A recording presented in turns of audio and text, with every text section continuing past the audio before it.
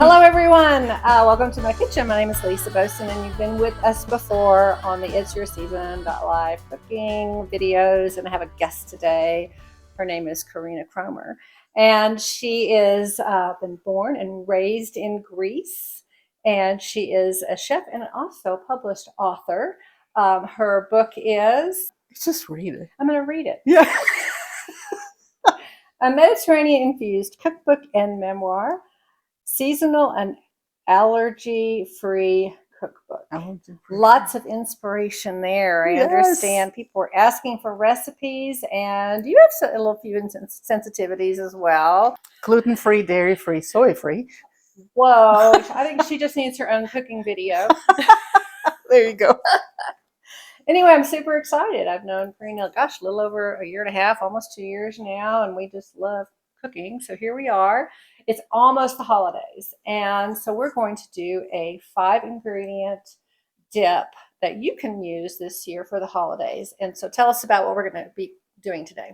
Okay, so this dip, I hope you love garlic because it has a lot of garlic. But it is a Greek dip. It's called Skordalia. Skorda means garlic. It is based with potatoes. So what we're using today is a basis of mashed potatoes, and we'll talk a little bit more about that because it is important how you prepare the mashed potatoes. And then we're also using blanched almonds, which I've already taken care of and blanched them because it is a little bit time consuming. We have 6 cloves of garlic that we're using. A little bit of lemon juice. Now, I don't usually use these pre-juiced lemons, but the lemons I bought were so dry, so we're going to have to resort to that today, and that's okay.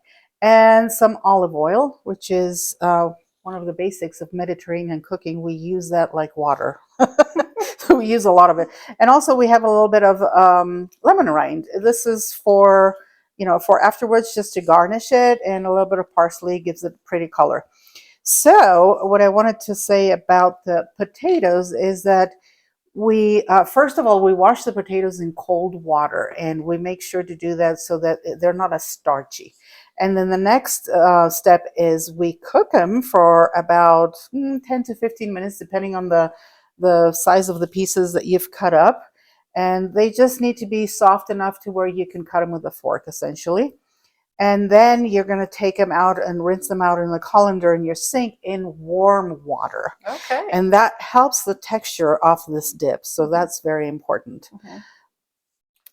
All right. So there's actually not too much that you need for this, but if you do have a small blender, that is always helpful because that's what we're going to put the garlic and the almonds in and the lemon to make a nice little paste. And it's really good if it's nice and very fine. The potatoes I mashed by hand. I use a fork or a potato masher. If you do have a potato, what is it called? Ricer? A ricer, yeah, okay. that's perfect. That works. I like the potatoes having chunks in it. So when I make it, it's more chunky, but you can make it smooth. So that's an option. And then what else do we need? Then after that, yeah, we'll just blend this. We'll mix it in with the potatoes, and then we'll add the oil. Okay. I'm going to put in our garlic, and this is going to make a little bit of noise. There's the lemon. I just add everything together right off the bat. All right, let's see here. So here comes the noise. Are we in smooth here? We'll start with chop, and then we'll go to puree. Okay. So I do about 30 seconds of chop, giving the machine a minute to not like struggle. And then I turn it to puree, and I do another 30 seconds there.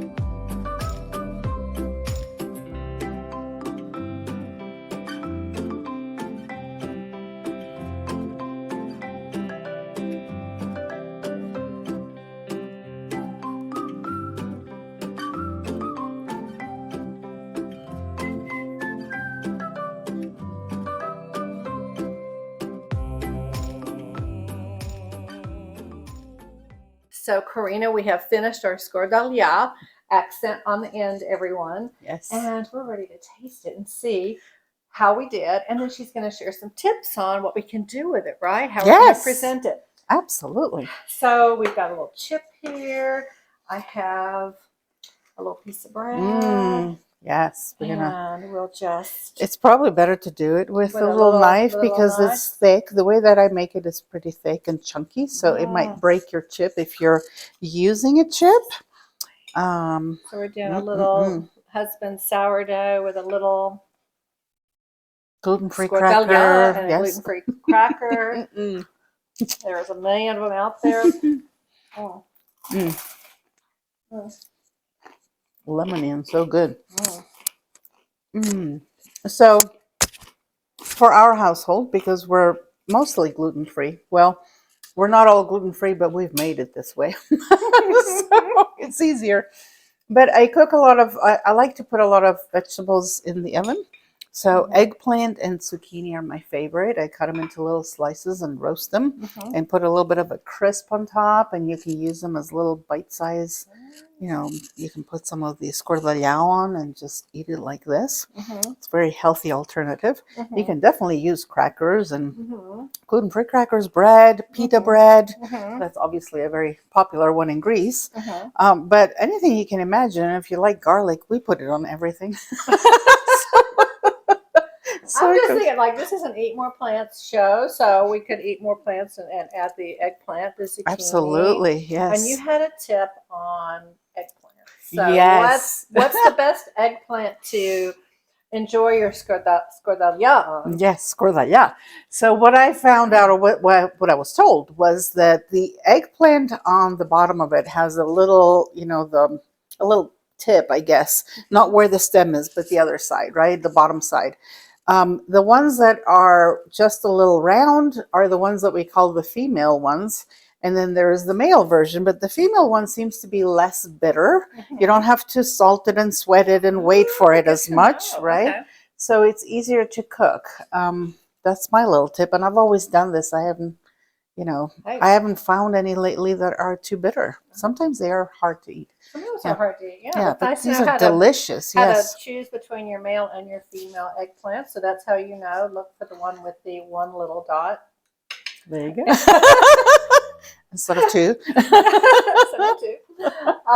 but this was wonderful. And you know what's great about this is there's things you have at the house. You have potatoes. You probably will have some sort of nut, an almond or a walnut. You can use the bread if you want to. Yeah, I think it's great. Thank and for your garnish, you can put whatever you want on top. Yeah. So what other kind of garnish would you suggest? Well, I mean, the cut up green onions are really nice because they give some color. You could, those little pimientos, what are they? Aztec peppers. They're teeny tiny. They're like red teardrops. Those are phenomenal, and they go really well with this. So you can give you a little extra spice in there. Yeah, they're not too spicy, but the color is beautiful. Yeah.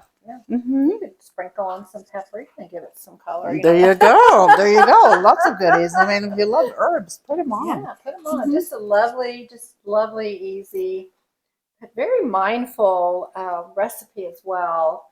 Gradually stirring in the olive oil, and you'll feel the emulsion piece. Again, you don't want to put it all in at one time. Right. And you know what else is wonderful? For this time of the season, I mean, in our part of the world right now, it's cold. We're going into winter. Garlic is so amazing for immunity. Oh, yeah. So this is healthy. Yes, pile it on. This has been wonderful. I've always wanted to be in the kitchen with you, and I hope we get to do it again. Yes, we will. All Thank you, Lisa. You're welcome. It was great.